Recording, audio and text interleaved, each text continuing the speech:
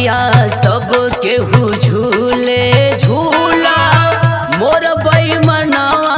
कैसे भूला हो मोर बेईमानवा कैसे भूला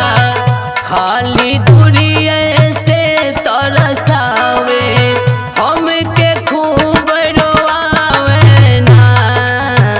अब की बार हमें सावन में सैया खूब रोआवे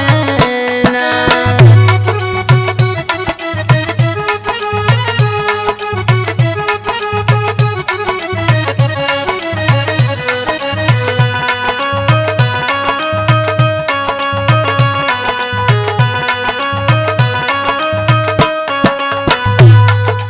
नाचे मस्त मुरनिया बनवा कागा बोलिया बोले अंगनवा हो कागा बोलिया बोले अंगनवा बैरी तोर सजन तड़पावे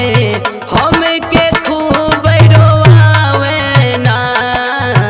अब की बार हमें सावन में सैया खूब रोआवे ना।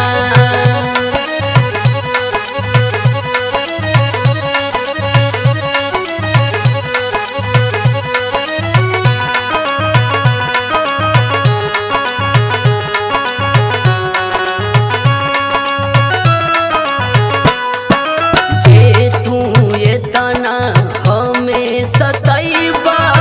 से जिया पे उतना पछतैबा हो से जिया पे उतना पछतैबा जे पी शिव पाल रोज बोलावे हमके खूब रोआवे ना अब की बार